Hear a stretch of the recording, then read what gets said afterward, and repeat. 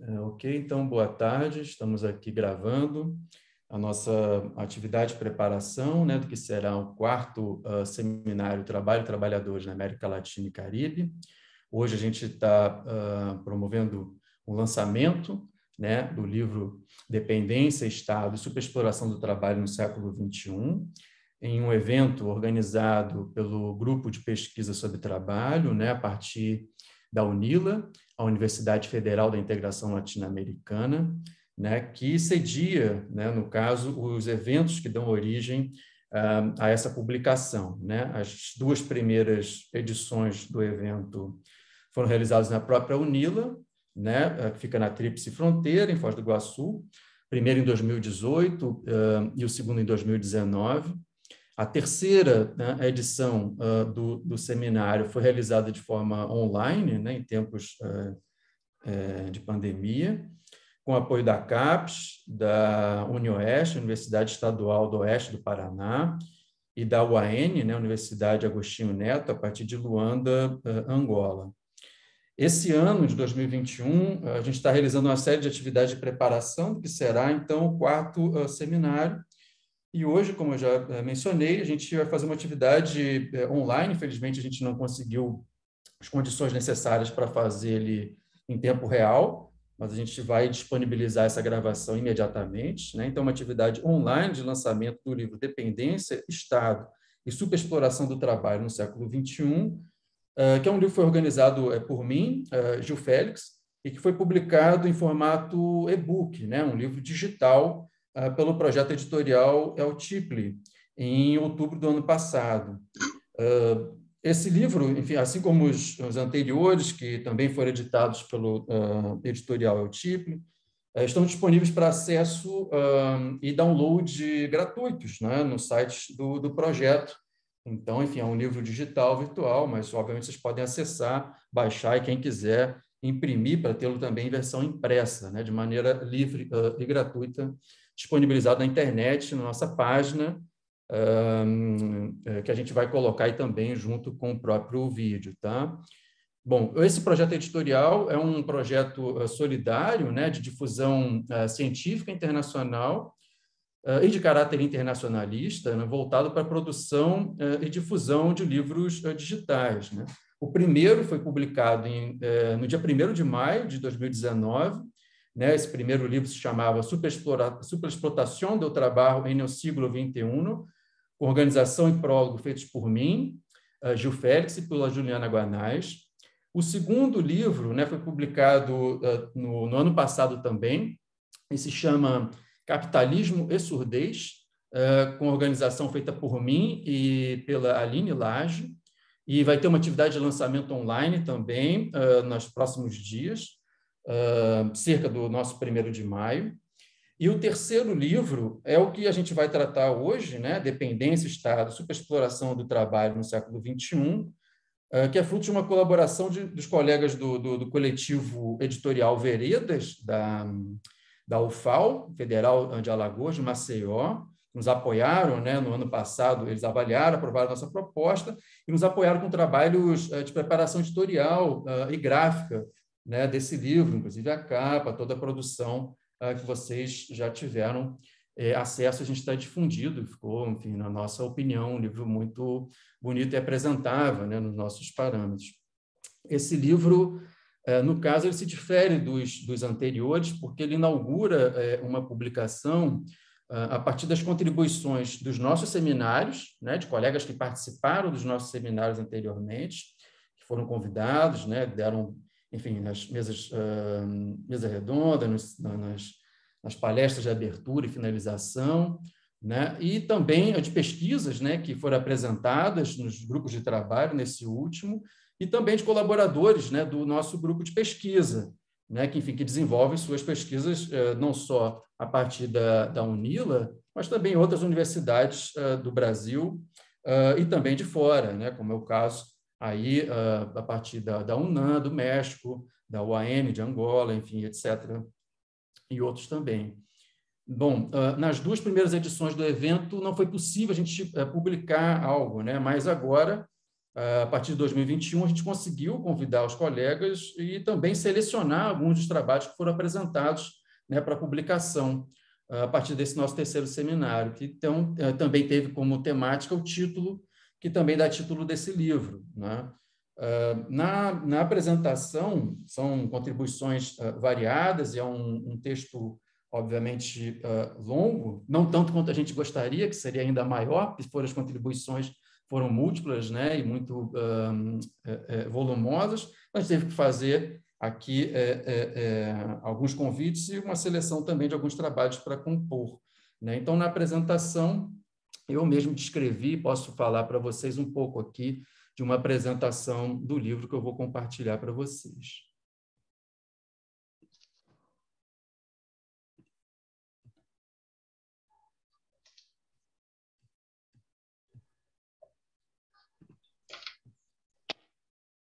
Né, aqui eu deixo, enfim, dentre outras questões que eu já apresentei, já fiz menção, eu cito aqui que nesse livro, né, a leitora encontra certa continuidade temática, em especial pela menção à superexploração do trabalho, cujo debate tem sido central na literatura sociológica e que nos apetece a partir das releituras das contribuições seminais do pensamento revolucionário latino-americano dos anos 60 e 70. Contudo, dadas as características anteriormente citadas, né, que eu falei a respeito aqui da origem do livro, né, também reunimos contribuições diversas em termos referenciais e panorâmicos, tanto dos debates teóricos, quanto principalmente das pesquisas atualmente realizadas com os trabalhadores de diferentes ramos produtivos e de diferentes países. No primeiro bloco do livro, né, voltado para a questão teórica, Márcio Naves sistematiza o debate da teoria do Estado em Pachucanes, cuja obra representa um dos pontos mais altos da crítica ao direito e ao Estado, e que, em grande parte, vem sendo apenas recentemente apresentado ao público brasileiro latino-americano, como é o caso do livro que ele mesmo prefaciou em 2017. No mesmo bloco, né, nesse primeiro bloco de texto, outros dois textos sistematizam algumas revisitas ao pensamento de Rui Mauro Marini, cuja produção teórica, vinculada a uma perspectiva revolucionária socialista, também vem atraindo o interesse de diversos novos pesquisadores, tanto no sentido do seu legado categorial, quanto no sentido da crítica radical ao capitalismo hoje. Né? Os textos como Aportes Teóricos de Rui Mauro Marini, para o Marxismo e as Ciências Sociais hoje, de minha própria autoria, Gil Félix, e a Superexploração do Trabalho, uma perspectiva da precariedade da condição proletária a partir da teoria da dependência, de minha coautoria com Adrian Sotelo Valência. No segundo bloco de textos, né, intitulado Classe Trabalhadora e Superexploração, há um leque de pesquisas que apresentam, em parte, por um lado, a situação da classe trabalhadora atualmente e, por outro, também as atuais correntes teóricas e as predileções epistemológicas, conceituais e analíticas dos profissionais pesquisadores do mundo do trabalho. Primeiro, em termos das expulsões da circulação inerentes à produção e reprodução da classe trabalhadora em contextos dependentes e ou mundialmente subalternos hoje. Nesse sentido, né, a gente tem o texto Cercamentos, Imagem dos Camponeses na Contemporaneidade do Brasil, de Maria Aparecida de Moraes Silva, Lúcio Vasconcelos de Versosa e Tainá Reis de Souza, por um lado, e por outro, um outro texto, né, Terra, Trabalho e Capital em Angola, do colonialismo às tendências do século XXI, de Garcia Quitari. Permitem-nos colocar em perspectiva os debates teóricos a respeito das formações sociais brasileira e angolana. Em seguida, em termos da atual situação da exploração do trabalho, de trabalhadores que integram um ramo produtivo historicamente relevante para qualquer análise teórica que vise compreender a produção mercantil no campo e, por conseguinte, as continuidades e processualidades da formação social dependente, né, os chamados assalariados rurais. Nesse sentido, a gente tem os textos Estranhamento e Adoecimento no Corte de Cana, de Tainá Reis de Souza, Assombrações, Pesadelos, Camelos e Tatus, Estranhamento e Afetividade no Cultivo Mercantilizado de Flores, de Juliana Dourado Bueno, e Vigilância e Intensificação do Trabalho na colheita mecanizada de cana no Complexo Agroindustrial Canavieiro Paulista, de autoria de Leonardo Reis e Francisco Alves. Enfim, esses textos apresentam, né, um contexto de vida e trabalho desses trabalhadores, com informações empiricamente relevantes e diálogos teóricos pertinentes sobre, por exemplo, a dilapidação da força de trabalho, a intensificação e o aumento da produtividade do trabalho. Esse bloco, né, de textos do livro encerra com textos que demandam reflexão acerca da processualidade capitalista no mundo do trabalho, tanto com a reprodução da memória, como é o caso da pesquisa de Sabrina de Oliveira Moura Dias, Ana Clara Matias Rocha, Bruno Cecílio Oliveira e Maria Carolina Barcelos Ferreira, sobre o operariado de Volta Redonda, quanto com as reestruturações produtivas e precarizações do trabalho em decorrência dos contextos de crises. Nesse último caso, né, essa temática está em crise do capital e os impactos da reestruturação produtiva na produção de calçados, região do Vale dos Sinos, Rio Grande do Sul, de Aide de Caeix Pedroso Rodrigues, que analisa o contexto de transformações na produção calçadista nas últimas décadas.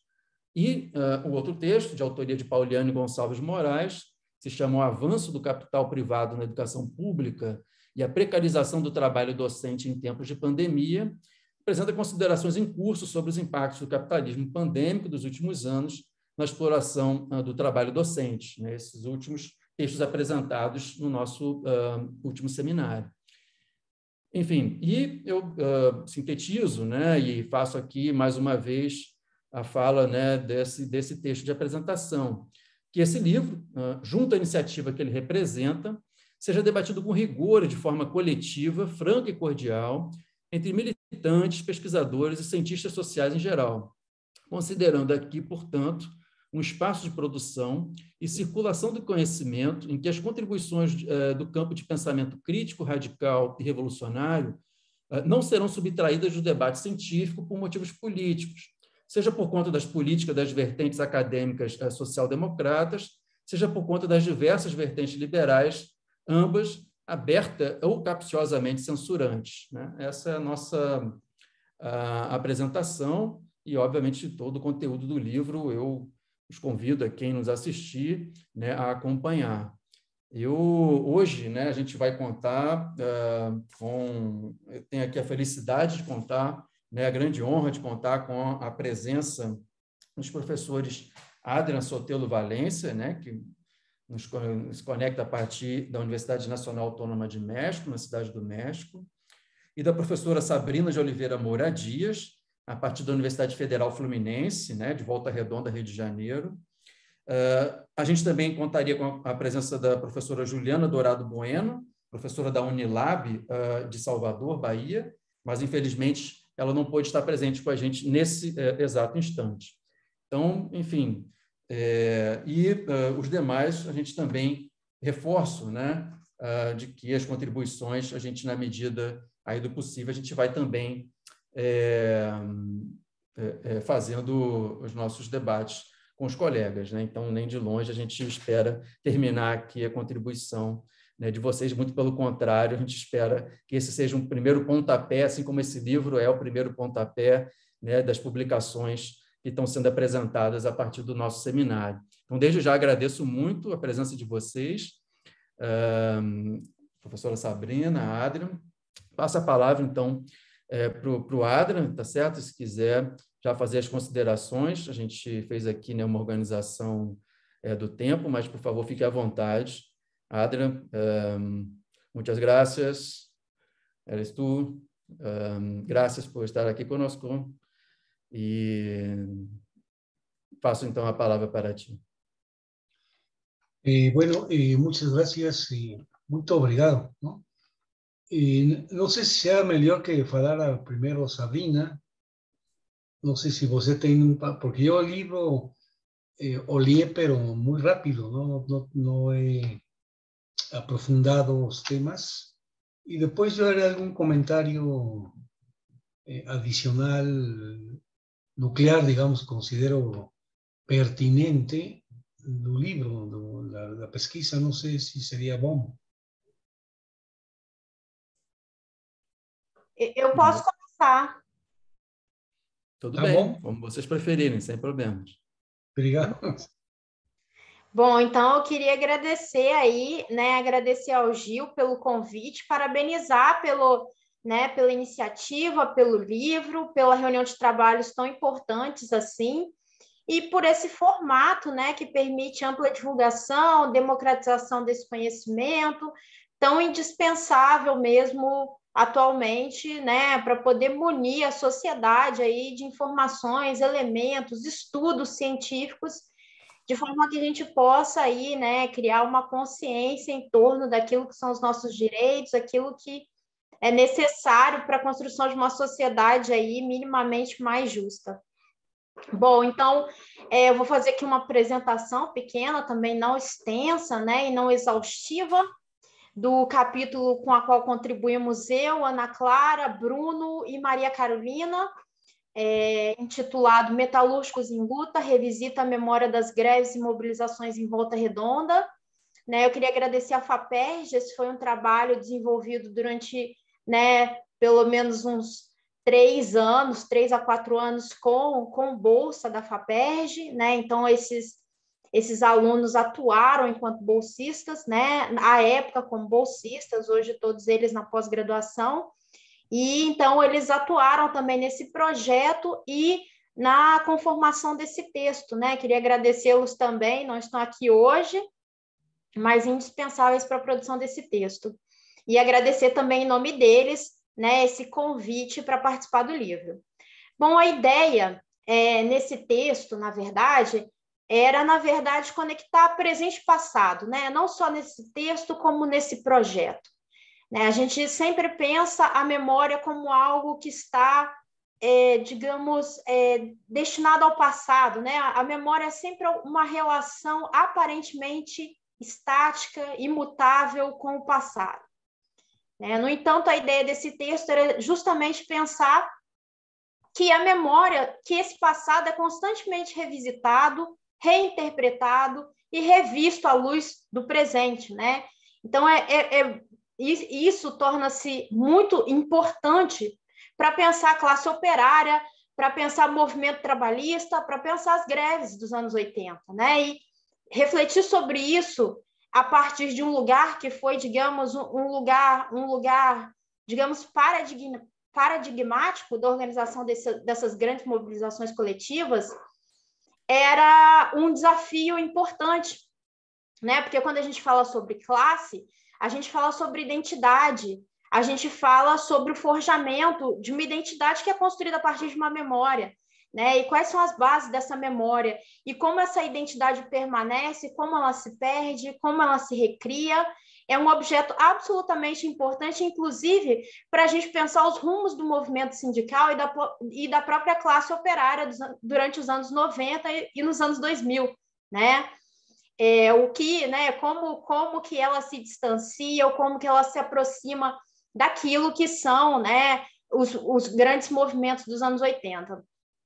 Então, na verdade, né, a ideia em trabalhar com a memória, né, era trabalhar justamente com essa memória que é fluida, que é cambiante, que é sempre revisitada, que é sempre reinterpretada à luz dos acontecimentos presentes, né? Então, parte desse trabalho, então, se fez a partir da metodologia da história oral, do trabalho qualitativo, do levantamento de entrevistas com, principalmente, ex-trabalhadores, né? Alguns são sindicalistas ainda hoje em dia, mas principalmente ex-trabalhadores da CSN, com o intuito de entender a forma como eles rememoravam, como eles recuperavam esses acontecimentos dos anos 80, como eles se interagiam até com esses acontecimentos, como eles liam esses acontecimentos à luz de todas as outras experiências que eles passaram posteriormente, né, à luz dos anos 90, dos anos 2000, da atual conjuntura política. Mas a ideia, efetivamente, não era fazer com que eles, não era orientar a forma como eles iam ver esses acontecimentos, né? A ideia era realmente trabalhar com aquilo que eles trouxessem à tona, né? Então, nós fizemos, né? A ideia era fazer com que, estimular que eles falassem sobre os anos 80, né? Sua própria experiência de trabalho, a sua própria trajetória, sobre as greves, sem que nós dessemos poucos ou nenhum subsídio, né? Porque era importante para a gente também saber o que os trabalhadores lembravam, né? Esses ex-trabalhadores, e o que eles esqueciam. Os esquecimentos também são formas, né? Então, de apagamento de parte desse passado. né? É algo que não é comunicado, que não chega ao presente. Então, nesse sentido, né, a ideia também era entender, né, as lembranças, os esquecimentos, aquilo que dialogava com a história oficial produzida sobre a cidade de Volta Redonda e aquilo, né, que não estava, né, em diálogo ou que aparecia, então, nessas narrativas e que não estavam necessariamente conectados com a história oficial. Então, esse era o projeto, né? E nesse projeto, claro, a ideia foi não só, então, entrevistar as lideranças políticas, né? Que eram aquelas, digamos, os narradores oficiais e legitimados desses eventos, né? Muitos deles já conhecidos em Volta Redonda e que tiveram atuação política, militante muito importante, não só junto ao movimento sindical, como nas associações de bairro, como nos movimentos eclesiais, né, de base, enfim, que tiveram uma atuação dentro da usina, mas a ideia era também, né, não só, então, recuperar as memórias desse conjunto de trabalhadores, mas também daqueles trabalhadores comuns, tá? E aí não no sentido de dizer que uma memória é melhor do que a outra, uma memória se sobrepõe à outra, mas entender também como diferentes grupos, né, recuperavam essa história a partir de suas experiências pessoais também, né, a partir do lugar em que eles ocupavam, se né, a narrativa deles estava estruturada por algum tipo de... informada por algum tipo de orientação, militância ou não, né? Então, metodologicamente, era uma experiência também interessante, porque né, os trabalhadores comuns, né, era muito interessante, e aí, claro, que isso lançou luz para a necessidade realmente de um projeto coletivo e amplo de recuperação da memória, e de várias memórias, né, não é da memória, mas das várias memórias sobre esses movimentos, na medida em que essa identidade, né, quanto menos ela é, digamos, quanto menos ela é colocada, né, mais fraca ela se torna, né? Então, muitos desses trabalhadores falavam, depois de 30 anos, pela primeira vez daqueles acontecimentos, né? Ninguém nunca tinha perguntado para eles sobre aquilo.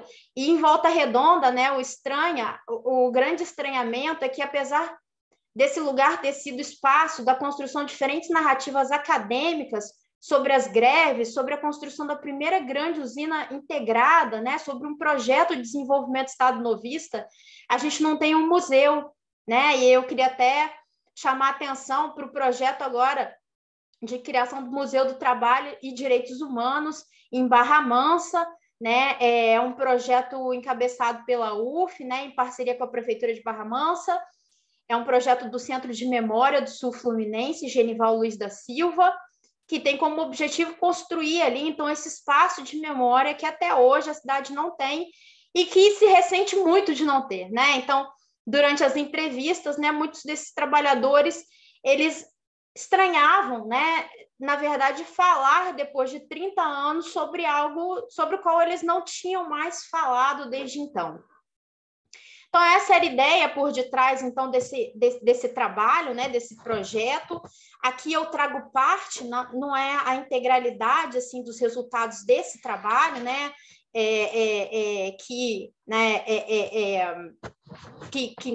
de entrevistas, né, de levantamento oral, né, dessas experiências.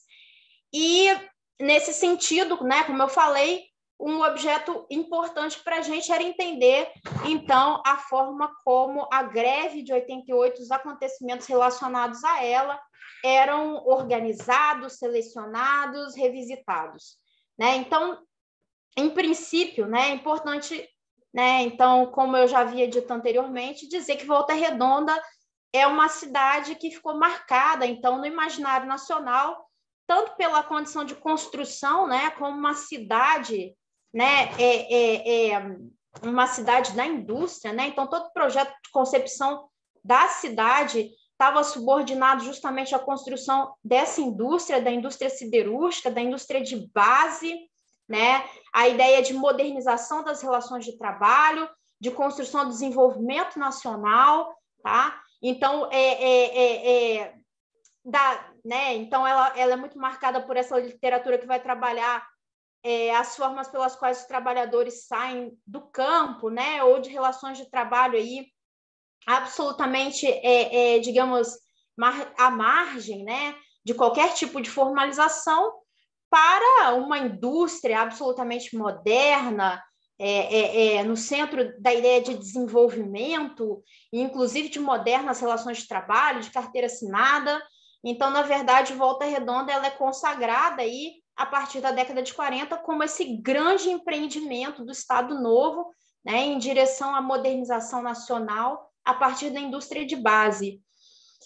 E é essa, né, ideia que marca um pouco a experiência dessas primeiras gerações de trabalhadores, né, que vieram aqui para a construção da CSN na década de 40, né, na década de 40, na década de 50. Bom, esse período também é marcado, claro, né, e aí parte da literatura vai trabalhar isso muito ativamente, de forma muito importante, pela repressão política, né, sofrida, né, pelo Brasil inteiro, mas Volta Redonda em particular, que se tornou área de segurança nacional, né, na década de 70, justamente por ser um lugar estratégico e considerado potencialmente disruptivo, né, em função da presença de muitos trabalhadores.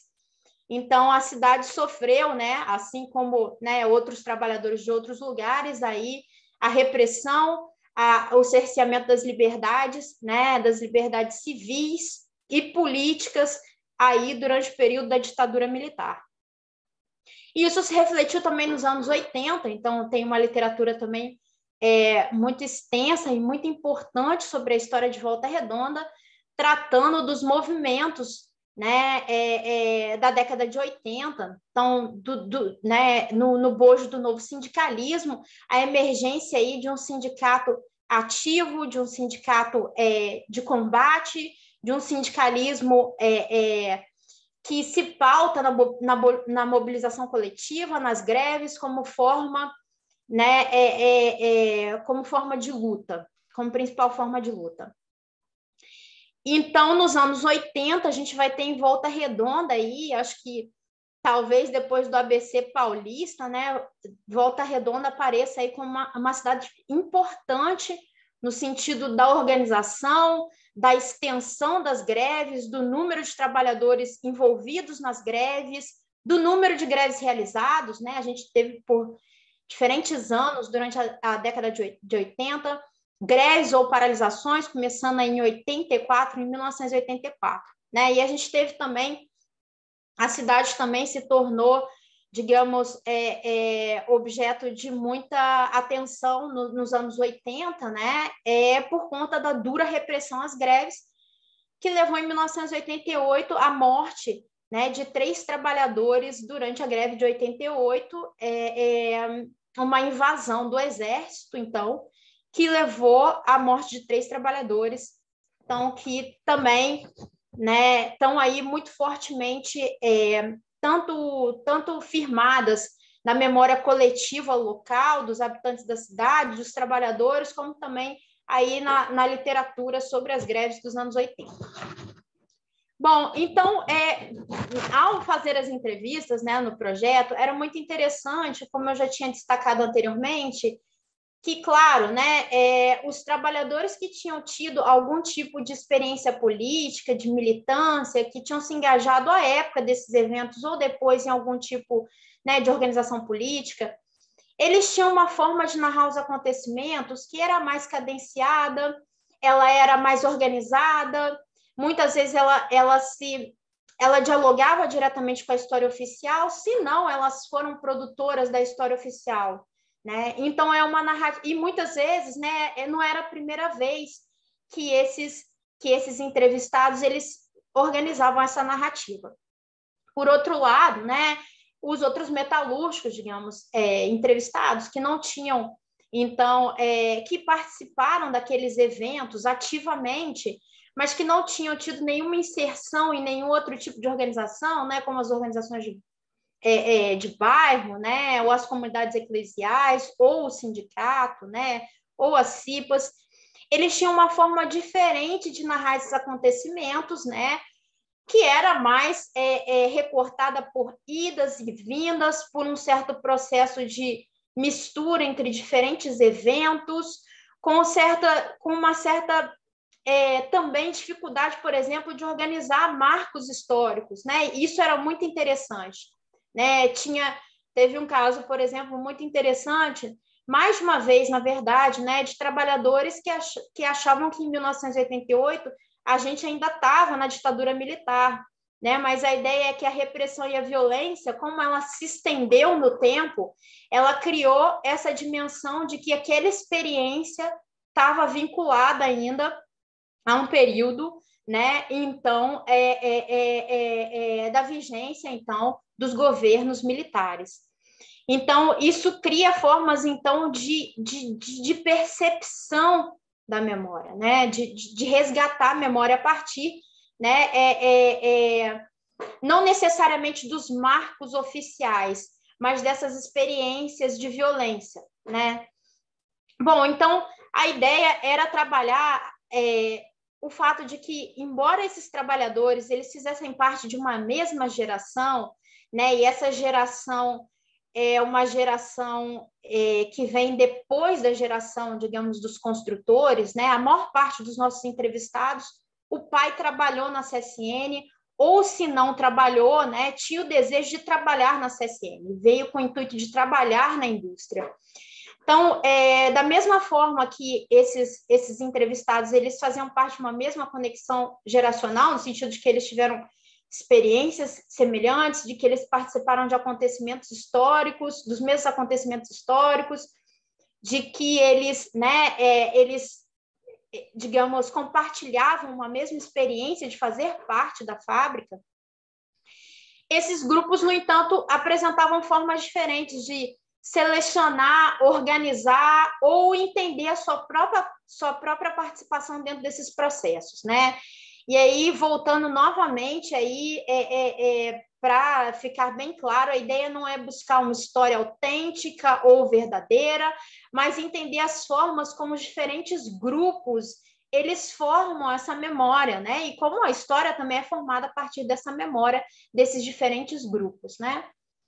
Bom, então, nesse texto, nós organizamos primeiro um espaço para entender essa memória compartilhada, né? Então, a memória que fazia parte, digamos, dessa geração como um todo, dessa conexão geracional, e está muito presente, então, entre esses ex-trabalhadores, né? Esses que trabalharam, a maior parte deles ingressou nos anos 80, né? No final dos anos 70, início dos anos 80. A maior parte deles, então, vê a entrada na CSN ou na siderúrgica como um acontecimento absolutamente importante em suas trajetórias, como uma trajetória ascendente, como participação, digamos, num tipo de cidadania, de reconhecimento social. Trabalhar na indústria era um status, né? É muito comum, né, e muito recorrente o fato de que as hierarquias de dentro da empresa, elas extrapolavam para a cidade, né? Então, os chefes dentro da empresa, eles saíam com os capacetes, né? Os capacetes brancos, principalmente, na cidade, né? Eles andavam com esses capacetes justamente porque as pessoas reconheciam essas hierarquias, né? Então, essa proximidade entre empresa e cidade fazia com que, né, essas fronteiras fossem muito tênues, né? Trabalhar e ser cidadão, né, como a mesma coisa, como duas faces da mesma moeda. Então, na verdade, para essa geração ingressar na CSN era, né, então um motivo de muito orgulho, era uma forma, né, também de reconhecimento, de continuidade da trajetória paterna, né? Muitos deles diziam que o pai chegou, né, em Volta Redonda, não tinha, né, nem o primário e, de repente, participou de um processo altamente moderno, né, foi reconhecido, subiu na empresa.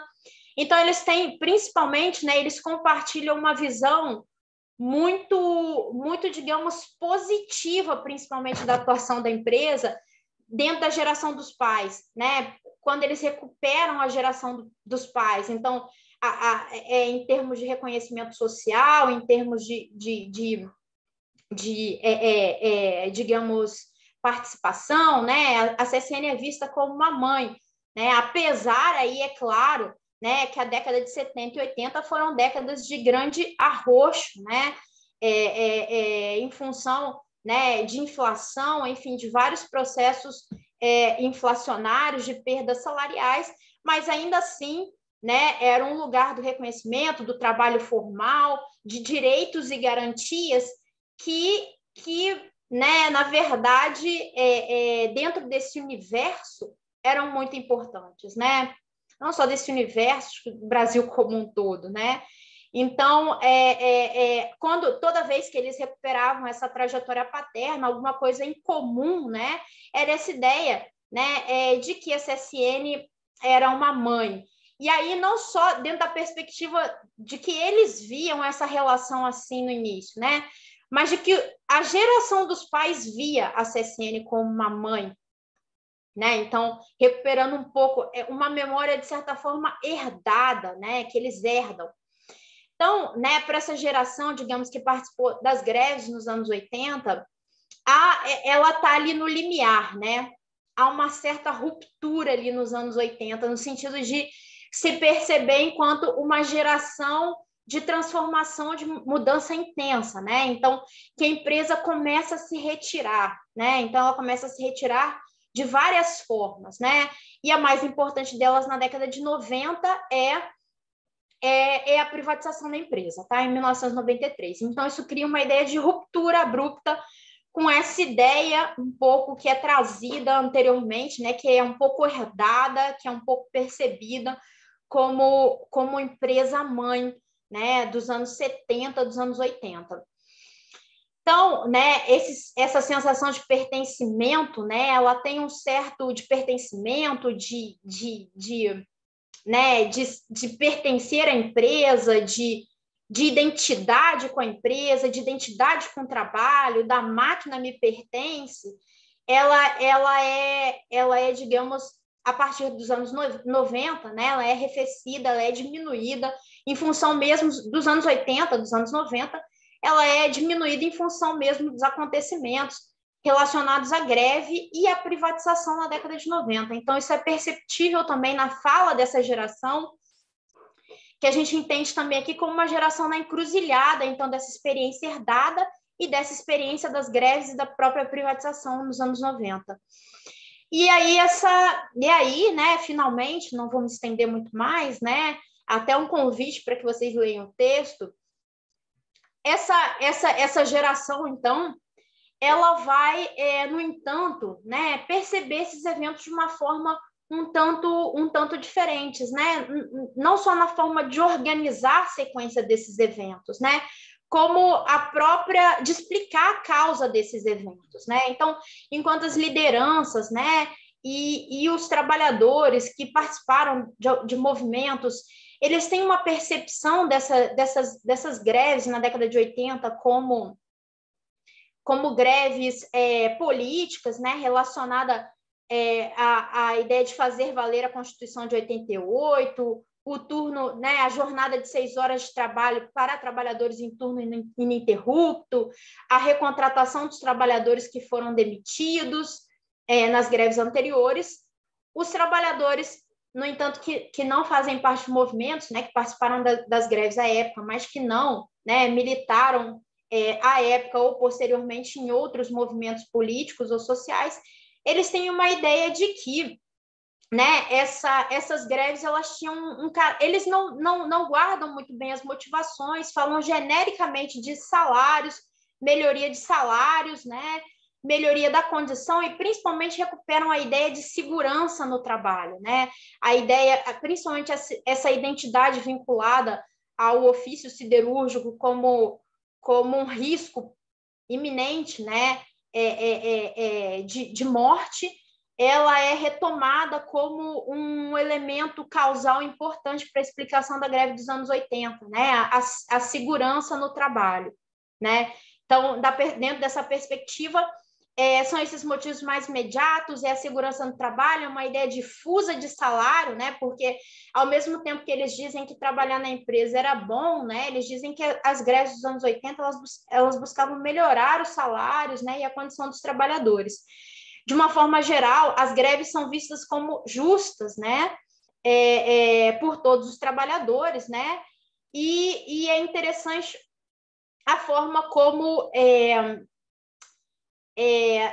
entre os trabalhadores, então, né, não fica muito claro exatamente a razão dos vários movimentos, né? Eles conseguem entender, principalmente, ficou, né, digamos, na memória deles, né, apesar das greves, né, terem acontecido, greves e paralisações terem ocorrido nos anos de 84, 85, 86, 88, 89, eles guardam na memória muito bem a de 84, porque ela foi a primeira, e a de 88, porque ela foi a mais traumática, né? O acontecimento da invasão da usina e da morte de 3 trabalhadores criou, né, criou nos trabalhadores, digamos, consolidou a tragédia, tá, da greve, principalmente a partir desses eventos da greve de 88. Então, é bem interessante, né, porque eles divergem muito no sentido de se as greves foram vitoriosas ou não, e tem uma divergência muito importante sobre as lideranças políticas desse movimento, né? Eu já estou me encaminhando para o fim, mas a forma como eles recuperam, né, as duas principais lideranças, né, que são associadas historicamente dentro da história oficial a esses movimentos, que são, né, o líder operário Juarez Antunes, que em 1988, inclusive, foi deputado constituinte, depois da greve de 88, eleito prefeito de Volta Redonda, né, o presidente dos sindicatos metalúrgicos foi eleito prefeito em Volta Redonda, né, e faleceu pouco depois de assumir, né, sem sequer conseguir fazer nada, né, num acidente até hoje, né, que gera especulações sobre, né, sobre se foi um acidente ou não, efetivamente. E Dom Valdir Calheiros, né, a principal liderança, o bispo Dom Valdir, a principal liderança religiosa, digamos, da cidade nesse momento, né? É bem interessante porque uma das coisas que, claro, era importante para a gente entender era justamente se era memória da igreja, né, digamos assim, dessa liderança da igreja, ou se era memória da liderança operária que estava mais firmemente consolidada, né, e como que esses trabalhadores interagiam com essas duas lideranças. E isso é até interessante dizer atualmente, né, a gente teve uma comissão da verdade chamada Dom Valdir Calheiros, né, e que rememora justamente a liderança religiosa e não a liderança operária, né, para atuar sobre as violações aos direitos humanos em Volta Redonda e região, inclusive sobre os trabalhadores. Mas o interessante a perceber, né, é que entre os trabalhadores, então, né, essas duas lideranças quase sempre apareceram, mas Dom Valdir apareceu mais do que Juarez, tá, nas falas dos trabalhadores, assim, sem que eles fossem provocados, né? O Dom Valdir apareceu mais do que o Juarez, e o Dom Valdir, né, apareceu no sentido de uma figura menos questionada e menos, digamos, suspeita do que Juarez, né? Juarez apareceu para uns como uma grande liderança, como um grande líder, e para outros apareceu como uma liderança mais, digamos, não uma liderança, digamos, uma liderança menos importante, né, e mais suspeita do que a liderança do bispo Dom Valdir, né? Bom, pessoal, eu encerro aqui, desculpa ter aqui me estendido, o trabalho é grande, é extenso, mas a ideia era justamente essa, um pouco perceber como que essas construções da memória, né, como que tudo aquilo que aconteceu também nos anos 90, nos anos 2000, vai aí também incidir sobre a forma como, né, esses ex-trabalhadores vão trazer à tona essas narrativas sobre a história da cidade, tá? construir suas próprias identidades, né, e a identidade sobre essa história. Bom, me desculpa me estender, Gil, passo a palavra aí a você. Eu acho que eu me estendi até mais que 20 minutos. Nada, tudo bem, agradeço muito. A contribuição é um trabalho, acho que fundamental aqui, que vem a compor as pesquisas que vêm sendo realizadas, né, junto ao grupo, né? Então, parabenizo não só a ti, mas também aos estudantes que fizeram parte, né, que assinam junto contigo a contribuição. E felicito, né, em relação a todo esse bloco também de contribuições das pesquisas, né, realizadas junto aos trabalhadores, algo que a gente tem frisado bastante para a construção de conhecimento, né, a partir da nossa perspectiva também. Então, fico bastante contente de acompanhar aqui a sua exposição, inclusive com elementos aí para além do texto, né? Então, acho que vão ser de grande valia também para as pessoas que vão vir nos assistir. E fica aí uma contribuição fundamental. Eu, particularmente, acho que é muito importante, né?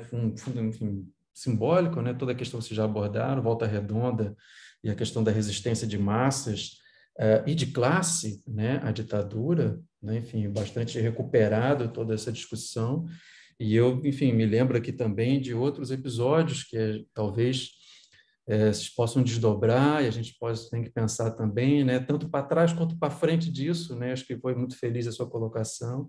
Eu lembro de Osasco, Contagem, né, de 68, também, né, uma resistência de massas e de classe, né, a ditadura, a resistência armada de massas, a ditadura, né, bastante discutida e nem sempre muito rememorada, na construção das narrativas a respeito do novo sindicalismo, por exemplo, e ao, digamos, ao que ainda a gente ainda está levando adiante, inclusive com um projeto aqui sobre 2013, que foram as rebeliões, as manifestações, né, de greve de 2011, né, nas obras do PAC, por exemplo, né, quiçá a gente também tem muita dificuldade, eu acredito, os pesquisadores para, né, digamos, levantar essas informações e a gente produzir conhecimento sobre isso. Sem sombra de dúvida, levar adiante uma perspectiva assim, comparativa, fulcral, e eu acho que a contribuição do trabalho de vocês, então, é fundamental para quem, enfim, vier, né, obviamente, a levar adiante qualquer perspectiva a respeito de memória e luta operária. Muito obrigado. Bom, já passo imediatamente também a palavra para o Adra e agradeço desde ya a contribución. Bueno, pues muchas gracias. Creo que es una presentación del libro. Creo que fue fundamental, fue fundamental la presentación que hizo Gil y luego Sabrina para tener una visión panorámica.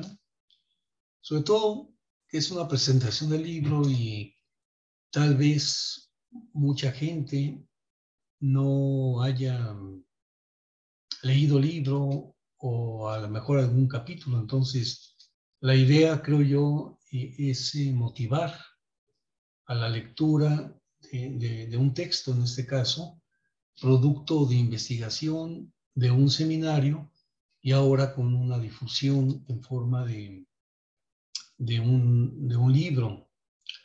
Yo quisiera recordar, para decir algunas palabras al respecto, la famosa 11ª tesis de Feuerbach, de Marx, cuando dice: los filósofos no han hecho más que interpretar de diversas formas el mundo, pero de lo que se trata es de transformarlo, ¿no? Esa es la gran consigna, digamos, creo yo, de las ciencias sociales, del pensamiento crítico alternativo, generar elementos de docencia, de investigación, de reflexión, para la acción de los sujetos que son los únicos que están encargados de hacer una transformación de la sociedad y que son las trabajadoras y los trabajadores del mundo.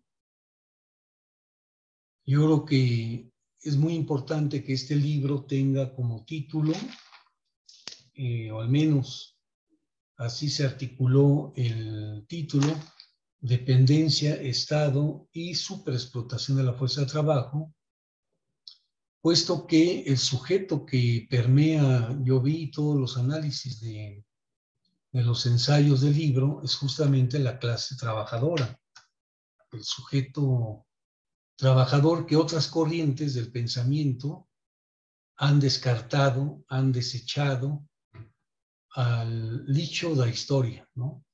Es decir, todos esos teóricos que fueron muy proclamados, impulsados, promovidos por los medios de comunicación hegemónicos, por las academias eurocentristas y norteamericanas, que proclamaron el fin del trabajo, el fin de la teoría del valor trabajo, y me refiero a autores de la talla de Habermas, de autores como André Gorz, de Closov, de Dominique Meda, y tantos otros autores que, sobre todo en las décadas de 80 y 90 del siglo pasado, pontificaron, promovieron la idea justamente de que la clase trabajadora había ficado muerta, ¿no? Ya no era más el sujeto de la historia, pero mucho menos el sujeto transformador de la historia social y humana hacia un mundo diferente cualitativamente del que se construyó a partir del modo de producción capitalista global. El texto tiene ese eje central de relacionar la superexplotación del trabajo con dos componentes esenciales, que es la dependencia como categoría teórica y el Estado como una organización fundamental del modo de producción capitalista, por ejemplo, tal y como lo describe, lo estudia Lenin en aquel famoso escrito de 1917, conocido como El Estado y la Revolución, donde Lenin teoriza la cuestión del Estado proletario justamente a partir de la toma del poder político de las clases trabajadoras y proletarias, para después pasar a una fase de extinción del Estado proletario para una nueva sociedad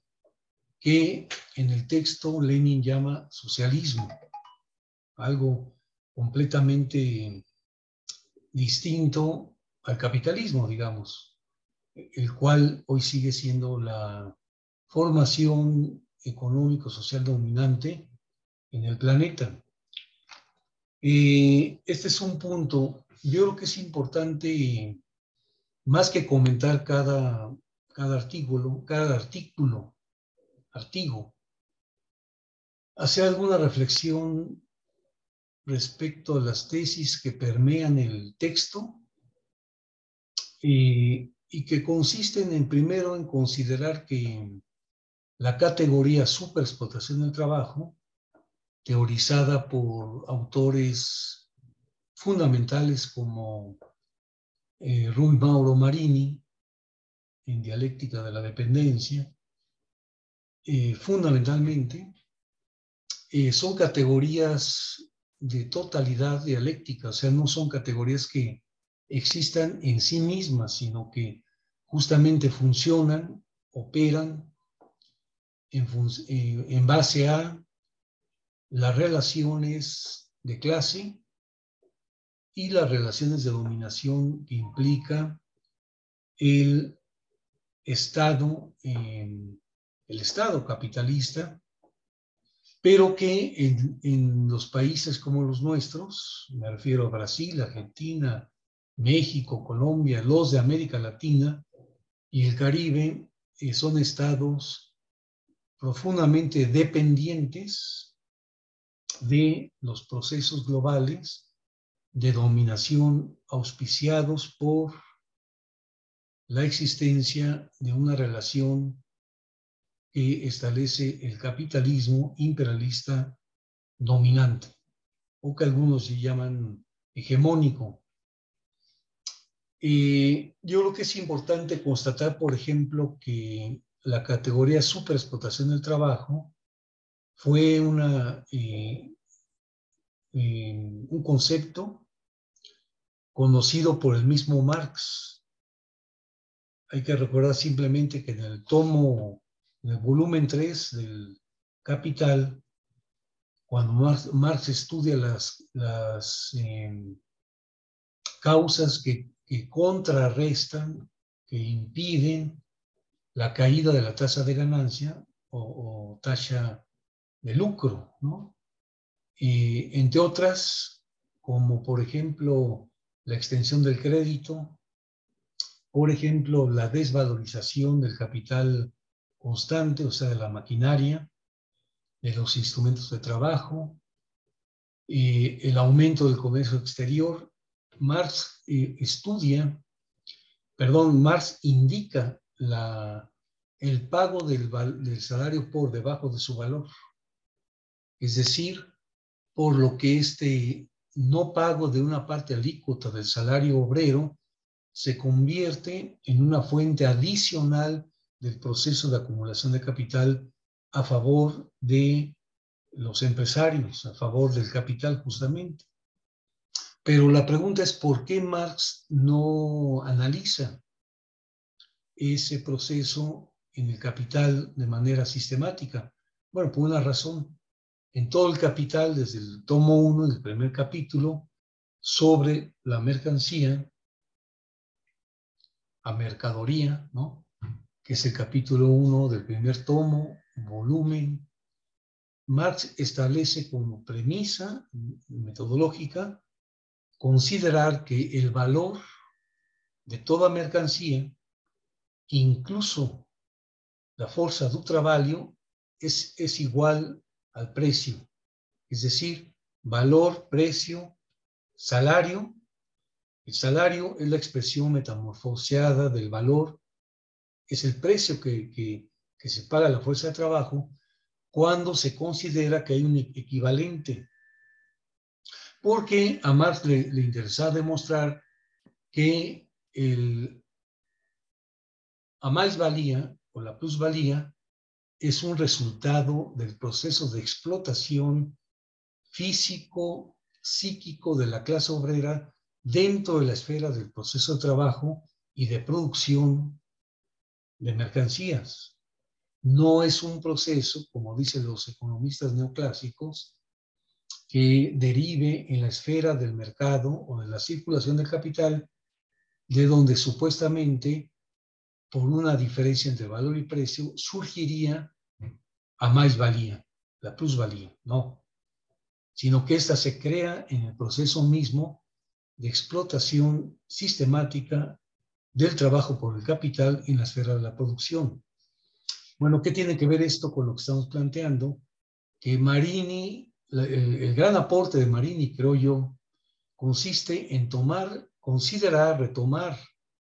retomada la categoría de superexplotación del trabajo y colocarla en condiciones de dependencia estructural de las economías dependientes. Es decir, en síntesis, la superexplotación del trabajo se coloca en las economías dependientes como la categoría y el instrumento básico encaminado a contrarrestar las constantes transferencias do valor, da más-valía hacia los países centrales, ¿no? Es decir, que hay una íntima relación entre la economía capitalista global y sus centros hegemónicos con las economías que operan en la periferia del capitalismo, denominadas economías dependientes y subdesarrolladas. Entonces, en ese sentido, es muy importante que una vez que desde el punto de vista teórico abstracto colocamos la categoría de superexplotación del trabajo, considerar que su definición, y esto creo que es un aporte también específicamente de Marini, en su libro Dialéctica de la Dependencia, consiste en un proceso de expropiación del valor de la fuerza, de una parte del valor de la fuerza de trabajo y por ende la cesta básica, de la canasta básica del colectivo obrero para convertir esa parte que se expropia constantemente por diversos mecanismos en una fuente también de acumulación de capital, en el caso de los países dependientes, no tanto para agregarla a procesos nacionales de acumulación de capital, sino apenas para compensar las pérdidas de plusvalor, de plusvalía y de ganancia de las clases capitalistas dependientes provocadas por el constante intercambio desigual de la periferia dependiente a los centros. Y en ese sentido, entonces, entender, por último, yo creo que es importante señalarlo, que la categoría superexplotación del trabajo no es una categoría, como dicen muchos autores, de carácter económica o meramente economicista, sino que es una categoría que se explica a partir de mediaciones, de todo fenómeno que tiene mediaciones y que para que funcione de manera óptima, tal y como algunos ensayos describen en el caso de las industrias, por ejemplo, canaveiras o las industrias cañeras en Brasil y yo diría también en México, en la industria automotriz, en la industria de autopartes, en las industrias maquiladoras, toda la franja fronteriza mexicana con Estados Unidos, para que pueda operar justamente la superexplotación, es preciso que también existan fuerzas, relaciones superestructurales como el Estado, como la legislación trabalista o la legislación laboral, como los sindicatos, por ejemplo, acá se llaman sindicatos charros, allá en Brasil son pelegos, ¿no? Etcétera, que tienen que operar de manera que puedan hacer eficaz el funcionamiento de un régimen o modo de explotación de la fuerza de trabajo que articula, y aquí está la definición que hace Marini en Dialéctica de la Dependencia, que articula dos formas más otra forma de explotación y producción de maisvalía por parte del capital. La plusvalía absoluta, es decir, la maisvalía que se consigue prolongando la jornada de trabajo, la jornada do trabalho, ¿no? La maisvalía relativa, que es más compleja su comprensión, pero que básicamente consiste en reducir el tiempo de trabajo socialmente necesario en que la clase obrera como colectivo produce y reproduce su propia fuerza de trabajo, más además, más la suma de un proceso de expropiación de esa parte del valor de la fuerza de trabajo. Y dice Marini, los tres mecanismos, prolongación de la jornada, producción de plusvalía relativa a partir de la incorporación al proceso de producción de los adelantos en ciencia y tecnología y la expropiación de parte de ese valor global de la fuerza de trabajo constituyen ese régimen de explotación, de exploración de la fuerza de trabajo por el capital en condiciones de formaciones económico-sociales capitalistas dependientes, ¿no? Este es el núcleo duro de lo que plantea Marini y de lo que sería, desde la perspectiva de la teoría de la dependencia, lo que es la superexplotación del trabajo, y no solamente, ojo, no solamente una simple violación de la ley del valor, como plantean algunos autores. En este caso, Marini plantea correctamente que todo ese proceso de superexplotación de la fuerza de trabajo tiene como consecuencia ex post que la fuerza de trabajo sea remunerada por debajo de su valor y finalmente que en la esfera de la vida real cotidiana la clase obrera, la clase trabajadora experimente un salario que se encuentra generalmente por abajo del valor social de la fuerza de trabajo, tanto en términos fisiológicos, en términos alimentarios, pero también en términos histórico-morales, que constituyen la suma de todo eso, o valor de la fuerza de trabajo, que tiene debería de expresarse en un salario cuyo poder de compra, un salario global cuyo poder de compra permita resarcir las pérdidas que la clase trabajadora experimenta en función de una sociedad capitalista que incrementa los precios de las mercaderías básicas, que incrementa los impuestos a la población, que experimenta, como hoy está ocurriendo prácticamente en todo el planeta, aumentos inflacionarios muy fuertes en las condiciones de vida y de las canastas básicas de las clases trabajadoras, a partir de la inflación constante de precios de los artículos básicos que consume la mayoría de la población trabajadora en nuestros países. Todo eso redunda por último, en bajar, oprimir más el poder de compra del salario real de las clases trabajadoras y, por tanto, frente al aumento constante del valor de la fuerza de trabajo por el encarecimiento de los artículos que consume de primera necesidad, que consume la mayoría de la población.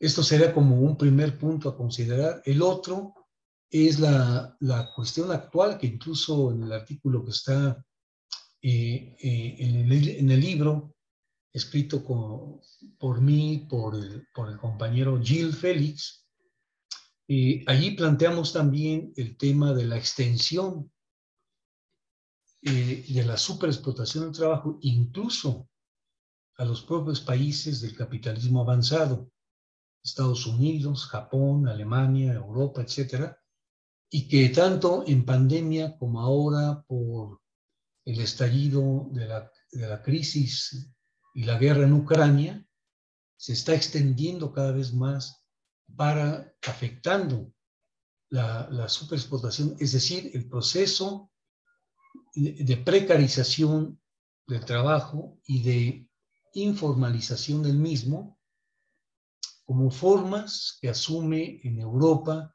en Estados Unidos, en el llamado capitalismo avanzado, la propia expropiación de una parte de la canasta obrera indispensable de las clases trabajadoras europeas y de Estados Unidos, la expropiación de una parte que con eso permite convertir esa parte alícuota que se apropia el capital en el proceso de valorización y acumulación que explica en gran parte, por ejemplo, que las inversiones que el capital norteamericano y el presupuesto, el orzamento que Estados Unidos está derivando para incrementar los gastos armamentísticos y de guerra, por ejemplo, para apoyar al gobierno, al régimen del gobierno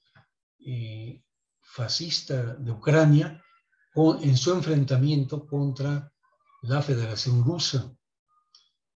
Como sabemos, entonces uno tiene que preguntarse de dónde proviene todo ese osamento. Pues proviene de un incremento mayúsculo da tasa media de explotación do trabalho en los países avanzados, y que, si bien es desde el punto de vista de la morfología distinta a la forma en que se explota el trabajo en la forma en América Latina y los países dependientes, sin embargo, en las economías desarrolladas, por ejemplo, la propia, lo que se llama la precarización del mundo del trabajo, está coadyuvando a que parte de los elementos que constituían el valor de la fuerza de trabajo de las clases obreras de esos países ahora sean utilizados a favor de la acumulación de capital de los grandes monopolios y oligopolios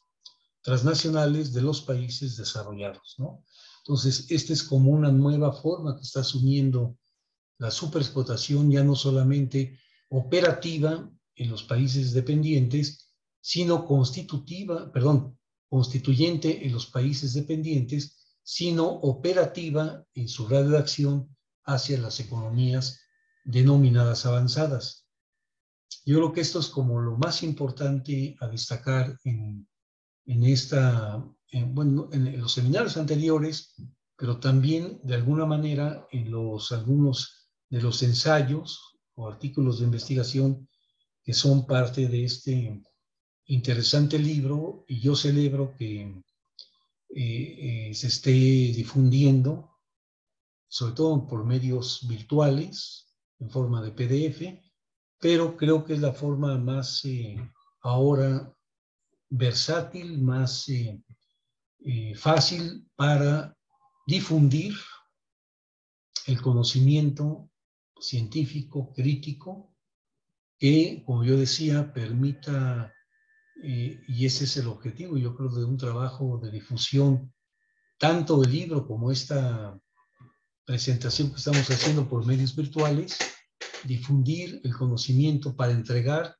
elementos teórico-metodológicos y de análisis para los sujetos transformadores sociales, que yo considero siguen siendo los y las trabajadores tanto de América Latina como del conjunto del mundo, ¿no? Entonces ahí tenemos una relación muy importante, y celebro que esto permita seguir avanzando en líneas de investigación frente a esta profunda crisis del capitalismo histórico, que estoy convencido es una crisis ya no solamente económica, sino una crisis histórica de decadencia del modo de producción capitalista global, que está teniendo efectos fundamentales, drásticos, sobre los más de 7.000 millones de seres humanos que pueblan el planeta, y dentro de ello, la mayoría que son las clases trabajadoras, proletarias, considerando a la clase obrera como clase trabajadora en sentido amplio, un poco como lo que plantea Ricardo Antunes en sus libros.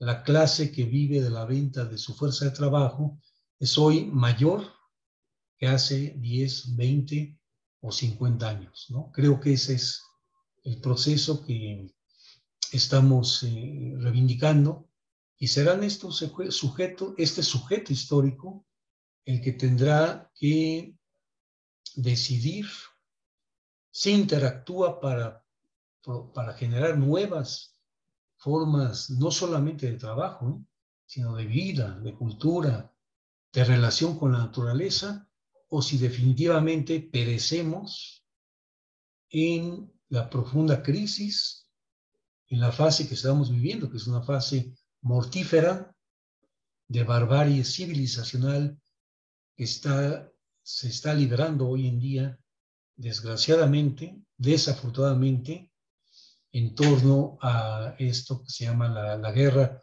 de Ucrania, y que no es una guerra de Rusia contra los ucranianos, no.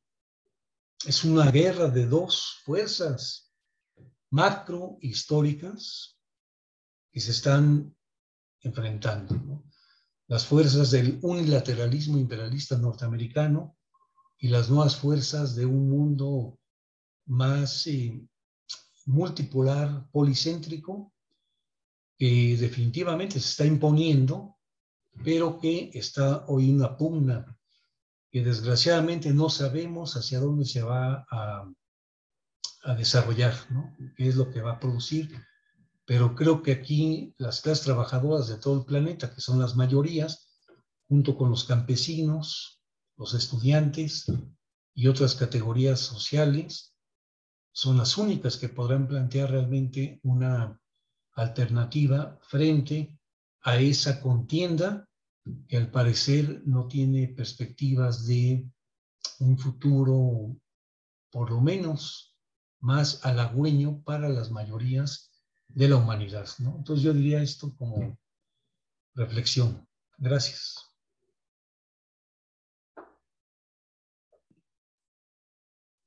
Obrigado, Adrian. Agradeço muito também, mais uma vez, estar com a gente aqui, a contribuição.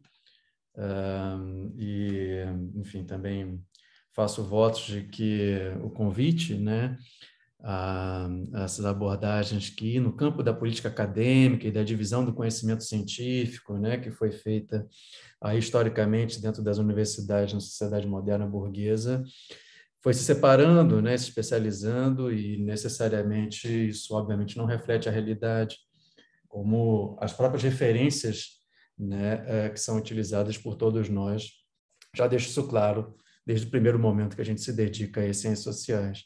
Então, eu acho fundamental, enfim, faço votos e fico bastante animado aí com esse convite, né, a gente reconectar, digamos, dimensões que às vezes foram separadas de maneira não muito adequadas à realidade, à compreensão científica da realidade social, né, que deve ser reconstituída no pensamento por nós mesmos também, né, e muitas vezes a gente faz com que elas sejam, mais uma vez, separadas, né? Então, eu fico feliz, agradeço muito mais uma vez a contribuição, né, sua, também aqui a participação hoje da Sabrina. Eu acho que a gente dá um pontapé fundamental aí para a leitura das demais contribuições que também estão no livro, né, justamente nos seus aspectos aí das pesquisas que estão sendo levadas, né, hoje diretamente com os trabalhadores, dos pensadores que estão produzindo, né, também aí teoria social, né, a partir principalmente de América Latina, né, e das formações dependentes, e que ousam aí também subverter as hierarquias mundiais de produção do conhecimento, né? Então, essa aí é nosso convite do seminário, e que eu acho que se reflete no livro, e que, obviamente, não é nada sem a contribuição de vocês. Agradeço muitíssimo mais uma vez, e passo a palavra se vocês quiserem fazer mais um comentário final.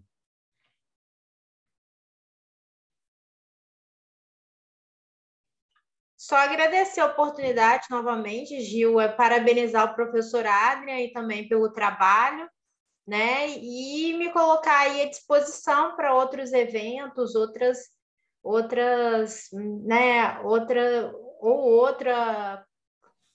dessa live que você for organizar, ou, né, síncrona ou assíncrona.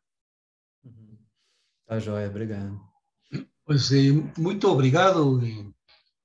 Disculpen haber falado en portuñol, mas es difícil a veces, sobre todo por medios virtuales, ¿no?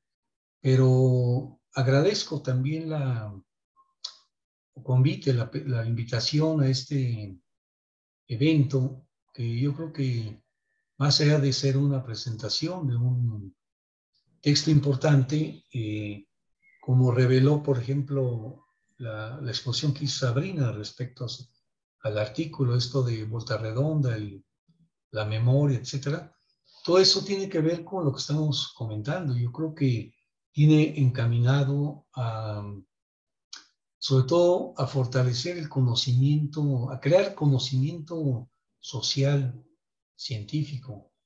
O sea, no quedarnos, y el libro, creo yo, no se queda a nivel de la descripción, porque a veces es bueno describir fenómenos X, pero es importante también ir a la esencia de los fenómenos, o sea, intentar entender las causas que provocan los fenómenos, que desencadenan los fenómenos sociales y humanos. Creo que este libro tiene mucho que aportar tanto a la teoría social, a la producción de conocimiento, como a generar y consolidar, consolidar importantes líneas de investigación y análisis que permitan forjar también, ¿por qué no decirlo?, investigadoras y investigadores de alto nivel. Para eso es el estudio, ¿no?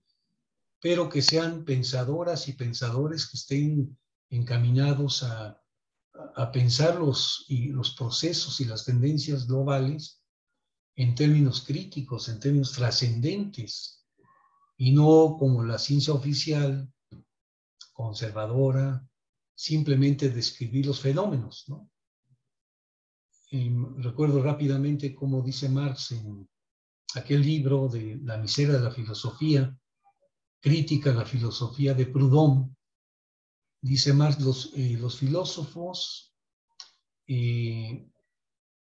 se han dedicado a describir las relaciones y las determinaciones de un determinado fenómeno, pero lo que no hacen es explicar las causas que producen, las esencias que producen esas relaciones y esas determinaciones.